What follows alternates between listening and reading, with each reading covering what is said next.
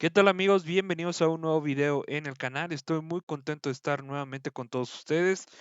Pues bueno, vimos ayer cómo hubo un intercambio de opiniones entre Lisa Slotkin y John Hawley sobre el tema de, digamos, sobre el tema de que se quería prohibir a los funcionarios públicos de los Estados Unidos estar invirtiendo en acciones bursátiles, en la compra de acciones de las empresas. Así que vamos a ver qué fue ahora lo que pasó entre Josh Hawley y James Lankford, que la verdad es que tuvieron pues un momento tenso, la verdad, sobre este tipo de cuestiones, porque todavía hay gente que se opone a este tema. Obviamente se opone porque tienen intereses ocultos en ello. Así que, bueno, quédense porque va a estar muy bueno este video, va a estar algo tenso, así que adelante con las imágenes. Being here and serving. Mr. Chairman. Senator Lankford. I would like to have colloquy with the author on this one, just to try to get some additional information. I happen to be the chairman of ethics, so it would actually fall on me to be able to enforce this because much of the bill itself actually comes back to ethics on it. And so I'm trying to be able to track a couple of things. Senator Slotkin brought this issue up of the qualified blind trust. That has been allowed to be able to say, if you are a big stockholder and you have it, you chose to be able to sell yours off. Some others come into it and say, hey, I have stock holdings. I'm not one of those, by the way. They would come in and say, I'm going to put all this in a qualified blind trust. They're prohibited from having communication with them. That person is actually managing it, and they're separated totally. This bill would say, no, you can't do that anymore. So if you have stocks, you can't put that in a qualified blind trust any longer. Why would that be?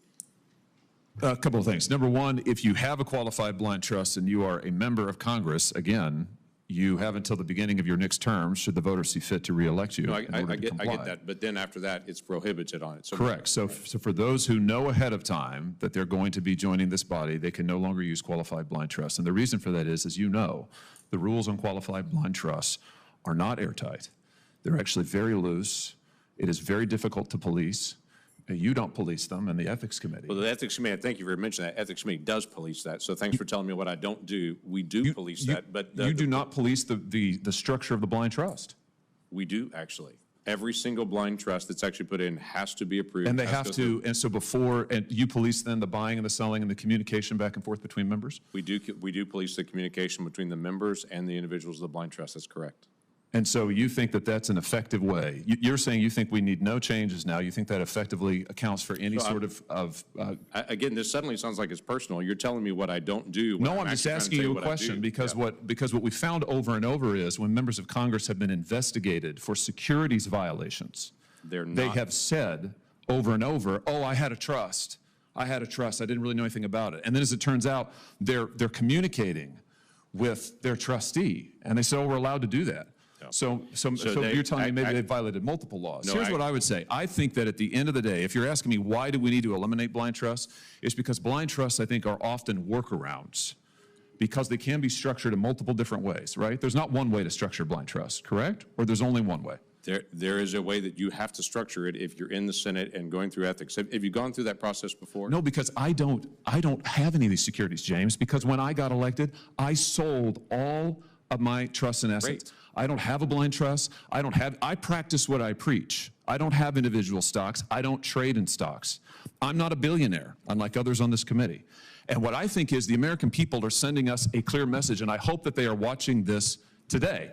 They're sending us a message that they want us to behave as they behave. Right. So I'm just trying to ask some questions. I'm trying to figure out some things on this because of the way that it's shaped. I've got to be able to work through this. I do believe the qualified blind trust works. The folks that you're mentioning, I think, are folks that say, hey, I had a stockbroker, I had somebody that was handling that, but that was not a qualified blind trust. That's a very different structure to be able to have that. There's prohibited communication there. Many of the accusations that have come in the past several years have been somebody else was handling it, but it wasn't a qualified blind trust. So I was confused on why this particular one, because there haven't been accusations on that. That's somebody that comes in with some wealth, which I don't have, which you don't have. Someone with some wealth that comes in and says, hey, this family inheritance, whatever they may have, worked their whole life, got it, they could put in a blind trust over there. This also requires several things here. It requires you sell it rather than just prohibit trades. Several times I've heard you mention, hey, they shouldn't be trading in it. What about individuals that had stocks when they came? Why should they sell it to be able to be here? Why not just have a flat-out prohibition to say you can no longer buy, no longer sell? If you have it, stock market goes up and down, you can't touch it. You have to just leave it there. Why not, what was the decision to be able to say you got to sell it all rather than just you can't trade anymore? Well, there is a ban on trading that would take effect immediately for all members, not just new members who are coming in, but for all members. So I've been saying over and over that you have until your next term, should you be reelected, in order to divest. But you make the important point that the trading would be prohibited immediately. Right. Your question is why even in the next term require people to divest? I think that the answer to that is because you know what you own, presumably. I mean, you know that you have assets in the following securities. That constitutes a financial interest, a pecuniary interest. And it presents a conflict of interest to be getting briefings, voting on legislation, doing these things where you know you could be increasing or decreasing the value of your portfolio. We also have farmers that are here in Congress that they vote on farm policy, and they also have ag provisions as well. And so that you can't eliminate all provisions that are out there on that. So I'm just trying to be able to figure out, this also has a reporting requirement. If someone has an FHA loan, it has to come back to ethics, or a VA loan, it has to come back to ethics. If they're involved in any of the farm programs, it has to come back to ethics, and we've got to be able to track it. I'm trying to figure out what to be able to do on this. And then it eliminates the ability for someone to own crypto or stable coin. Now, we just passed a bill allowing stablecoin to exist. I'm trying to figure out why stablecoin is now in this as well. That's just a digital asset that has the same value as cash, but it's prohibited in this. I'm trying to figure out why stablecoin is cut out on this.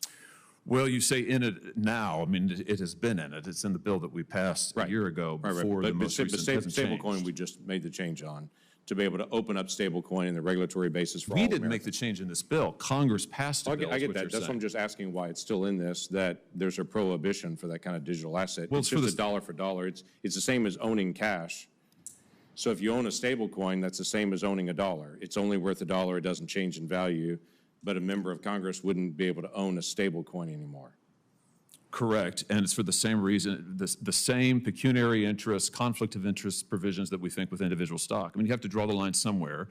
We drew the line in this place over a year ago when we drafted and passed this bill. Yeah, but I'm saying a stable coin is worth a dollar today. It's worth a dollar. It's not a tradable asset. If it will get your vote, James, I'd be happy to change this on the floor. No, that's what I'm just trying. I'm asking because as the chairman of ethics, I've got to be able to actually. And if you're concerned that it won't be, and if you're concerned that we won't be able, the ethics committee won't be able to enforce it, we will absolutely work with you. And I know the Ethics Committee is a bipartisan committee. It is. And I know that your Democrat colleagues would also be happy to work with you to make sure that we can enforce this. We'll get you the guidance. And I'm happy to work with anybody on the floor who actually wants to change the bill to make it better. I mean, I agree with what Senator Slotkin said. This is not a perfect bill. It's not an ideal bill. Listen, there's provisions of this bill I don't like that much. But here's my bottom line. I've been working on this is my 7th year now in the Senate. I've been working on it for 7 years. I want a bill that can pass this committee, that can pass the Senate, and that can be signed into law by the president. The ranking member and I worked for 2 years to get the compromise text last time. 2 years. Did I like everything in it? No, but you know what? We passed it through this committee. I just think this issue is too important to play politics with. We could do an easy messaging bill that would never pass. But if you want to really make a change and you want to make law, you're going to have to draw the line somewhere. So having said that, I will absolutely work with you, Senator Lankford, and anybody else who says, okay, you know what, I think this needs to be changed. You look at this and may say, you know what, I don't think these pieces are enforceable. All right, let's move the debate on. Wait a minute. I haven't yielded, Senator Paul. This is an important debate. I think we should take all the time that we need. I think it's absolutely vital that we get it right and get it as close as we can. But what I do not want to do, and what I will not consent to, and what I'm going to be very critical of, are attempts to kill it. Where it is, well, you know, this is not quite right, so we're going to kill it here. And this is not quite what I want, so we're going to kill it. I don't want to kill it. I want to move it. I want to move it. I want to get this enacted. I want the American people to be able to trust this body.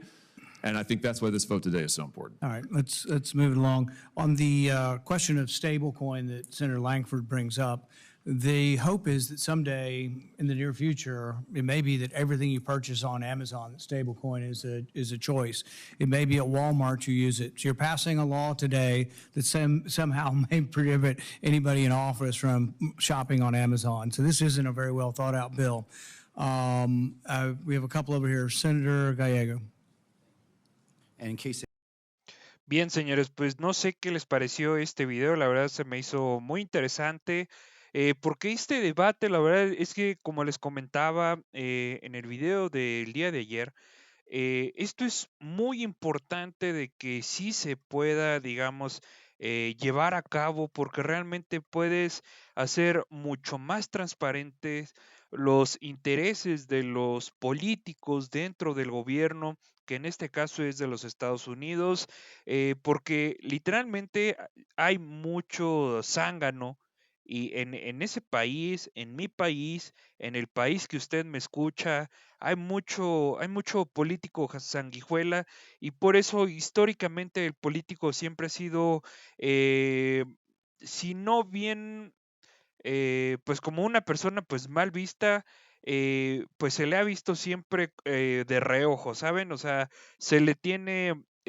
pues una confianza porque realmente no queda muchas otras opciones, así que pues lo ven la sociedad en general como una persona que se le puede estar vigilando constantemente de reojo porque si bien estás conmigo, no significa que realmente estés conmigo. Así que no sé qué opinan al respecto. La verdad me encantaría saber sus opiniones porque todo este tema de que se les prohíba a los políticos de Estados Unidos o funcionarios públicos, pues estar adquiriendo acciones en el mercado bursátil, la verdad es de que, pues, a mí me parece fenomenal, a mí me parece excelente porque realmente los políticos tienen que estar centrados única y exclusivamente dentro de las necesidades que tienen todos los ciudadanos, en este caso estadounidenses, porque los mismos estadounidenses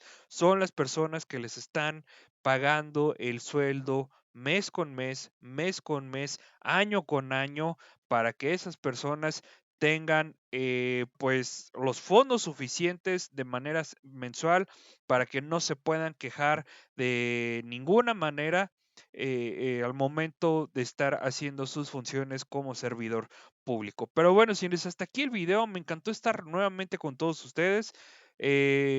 Suscríbanse, es totalmente gratis, es solamente para que ustedes no se pierdan lo que publicamos aquí en el canal. Les mando un abrazo y nos vemos en el siguiente video. Bye bye.